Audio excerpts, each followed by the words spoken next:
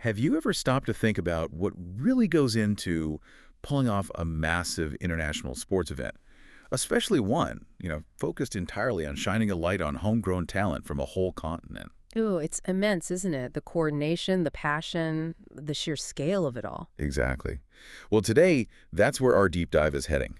We're looking at the African Nations Championship for 2025. Most people know it as ACHAN, and remember, it's pronounced like Chan, one syllable. Mm. What makes Chan so special, so captivating really, is that it's only for players who are currently playing in their own domestic leagues back home. Right, no big European stars flown in for this one. It's purely about the talent brewing within Africa. Precisely. So our mission today, unpack the preparations, look at the key teams, their strategies, and importantly, what this whole thing means for the fans and for African football overall. Think of this as your shortcut to getting completely up to speed on HN 2025. And this particular tournament, well, it's shaping up to be pretty historic. It's the first time ever that it's being co-hosted by three nations, Kenya, Tanzania, and Uganda. 3 hosts. That's ambitious. It really is. And it all kicks off August 2nd, running through to August 30th, 2025. It feels like more than just football. It's a big statement about East African cooperation. Okay, let's unpack that multi-country host model first. Kenya, Tanzania, Uganda sharing the load. What about the venues? Yeah, so they're using 5 stadiums across the 3 countries. Okay. In Kenya, you've got the big one, Moi International Sports Center, Kasarani, Mhm. and Nyayo National Stadium, both in Nairobi. Right, familiar grounds. Then Tanzania brings in the Benjamin Mkapa Stadium in Dar es Salaam, which is huge, and also a Mayan Stadium over in Zanzibar. Zanzibar too, interesting.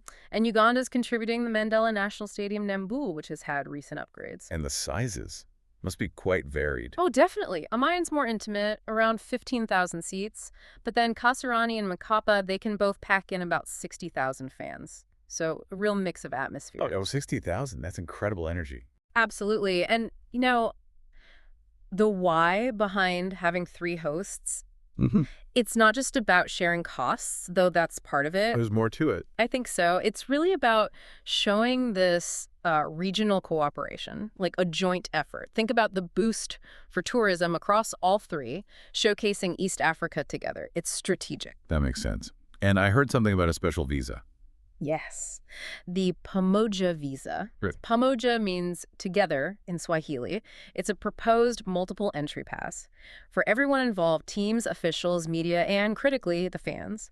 The idea is to make crossing borders between Kenya, Tanzania, and Uganda completely seamless during the tournament. That sounds like a fantastic idea, almost revolutionary for this kind of event. It could be. Huge logistical challenge, of course, getting 3 country systems aligned, security, but they seem committed. It could be a model for the future. Definitely something to watch.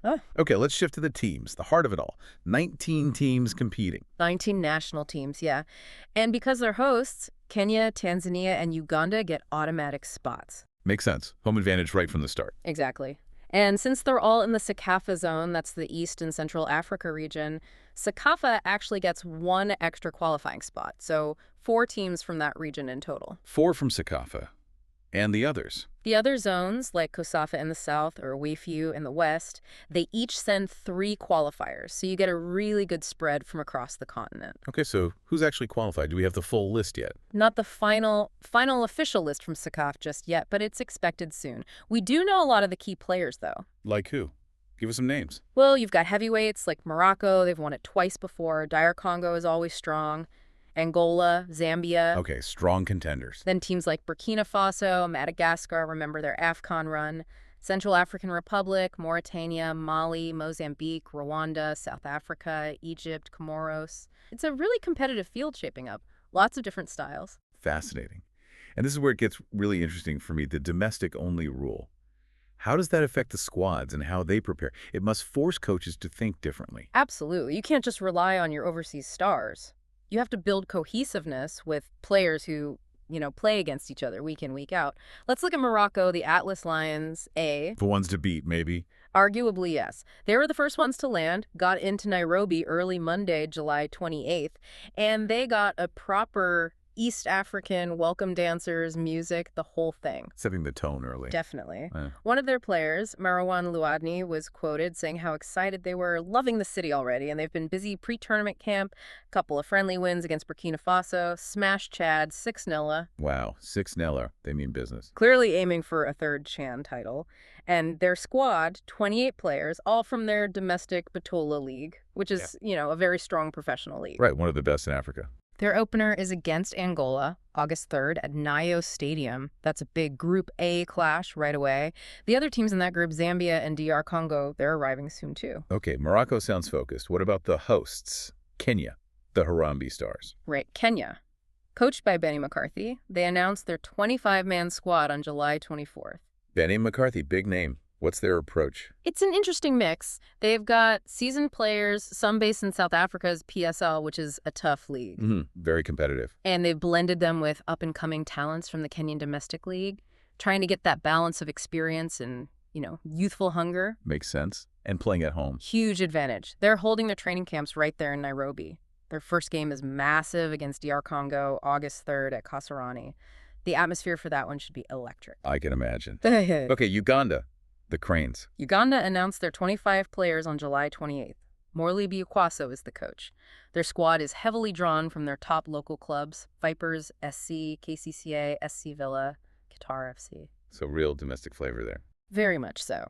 This is Uganda's 7th time at Sechan, so they're regulars. They'll be focusing on tactical flexibility and making that home advantage count. Their first match is August 4th against Algeria. 7th appearance, that's consistent. Now, South Africa. I heard something unusual about their squad. Yeah, Bafana Az. Coach Molefi Ntseki named his 25 on July 25th. And this is the fascinating part. Almost half the squad were listed as unattached players. Unattached? Yeah. Meaning not currently signed to a club. Exactly. Including some pretty well-known names like Zakeli Lapasa and Keegan Dolly. They're mixed in with domestic league players like 5 from Mamelodi Sundowns. That's a bold strategy. Why do that? Well, it's a gamble, isn't it? Maybe they see untapped potential. Maybe it's about ensuring players are fully focused, no club duties, maybe fitness levels, hard to say. High risk, but maybe high reward. Definitely one to watch. Who do they play? They're in Group C with Uganda, so that matchup, the established domestic core of Uganda versus this mixed South African approach, will be intriguing. For sure. And quickly, Mauritania. Mauritania, the Morabitunes. Coach Eretz Lopez Garay. Again, a 25-man squad, all from their domestic league. Purely local talent. Sticking to the principle. Yep. They had a final camp in Nouakchott in July. Their goal is to do better than their previous best, which was reaching the quarterfinals in 2022. They focus on high intensity, building that continental profile. Okay, so squads are set, teams are arriving. What about the fans? If someone listening wants to actually go to East Africa and experience this, what do they need to know? Let's talk logistics. Right, the fan experience. First off, tickets. It's all digital this time. No paper tickets. None. In Kenya, sales started mid-July on the MOOC platform, chan.mooc.com.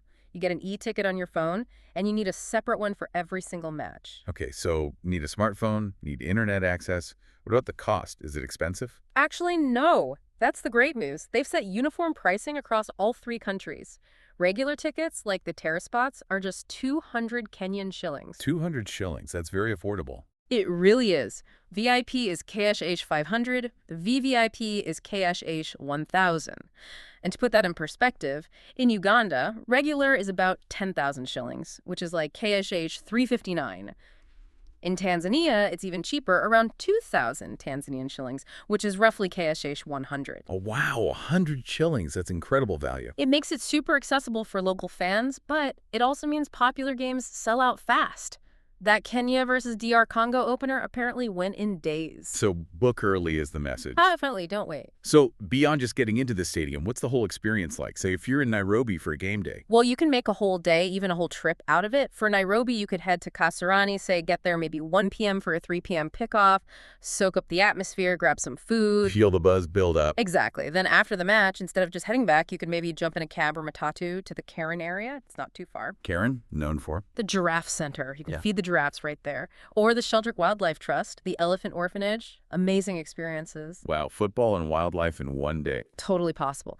Then maybe finish off with dinner at somewhere like Carnivore for that proper Nyama Choma barbecue experience. It's a full cultural immersion alongside the football. Sounds amazing. Yeah. Any practical tips for getting around Nairobi? To the stadiums? Yeah, the matatas, the shared minibuses are everywhere. Routes 17B and 23 go towards the stadiums from the city center. Or ride-hailing apps work well. If you're driving, the Thika Superhighway is the main artery out to Kasarani. And places to stay near Kasarani. There are options nearby, ranging from budget to mid-range. Sportsview Hotel is right there, Joyous Guest House, Stardom Hotel. Several choices for convenience. Good to know. What about Kampala and Dar es Salaam briefly? In Kampala, matches are at Nambool. Afterwards, you can explore the city center, the markets, or check out the nightlife, which is pretty vibrant. Okay, and Dar. Matches at Benjamin Mkapa Stadium. Before the game, maybe visit the Dar Zoo or just wander through Kariakou Market, then head to the stadium or fan zones. Lots to do in each city. This all sounds incredible. But hosting across 3 countries? Security must be a massive concern, and just general readiness. Absolutely critical. But the organizers are stressing that integrated regional security plans are in place. Meaning? Coordinated border screening, robust stadium safety protocols, crowd control measures, all harmonized across the 3 nations. They've invested heavily too. Kenya alone put over 2.5 billion shillings into renovating Kasarani and Nyayo. Serious investment. It shows commitment. Definitely. And other preparations are clicking into place too. Teams are arriving on schedule, training camps are set up. They even held a test event, a Takaful warm-up tournament in Arusha in mid-July. Smart move, testing the systems. Exactly. Tested logistics, security, broadcasting. Media accreditation is unified too, which helps journalists. And there's a central broadcast command center at Kasarani managing all the live feeds, VAR. Seems like all systems are go. Okay, wow. We've covered a lot. The teams, the unique domestic rule, the multi-host logistics, the venues, the fan experience. It really feels like Shichan 2025 is more than just a tournament. It really does. It's a huge regional project, isn't it? A showcase for East Africa's ability to cooperate and deliver something complex on a big stage. That investment, the pay emoji visa idea, the coordination, it feels like a significant moment for African football, maybe even for regional integration more broadly. I think so. It shows ambition and a growing capacity to host world-class events, using football as a catalyst, perhaps. So for everyone listening, whether you're lucky enough to be heading to East Africa or you'll be watching from home, hopefully this deep dive gives you a real sense of the excitement and the scale of this African Nations Championship. Definitely. And maybe it leaves you thinking, what really stands out to you about this tournament, especially that focus on domestic league players? Yeah, how might that unique format shape the future? Not just for the players who get this platform, but for how clubs and leagues across Africa invest in their own talent. Could it spark more grassroots development, create clear pathways for local stars? Lots to think about. Something powerful to mull over as the first whistle blows on August 2nd.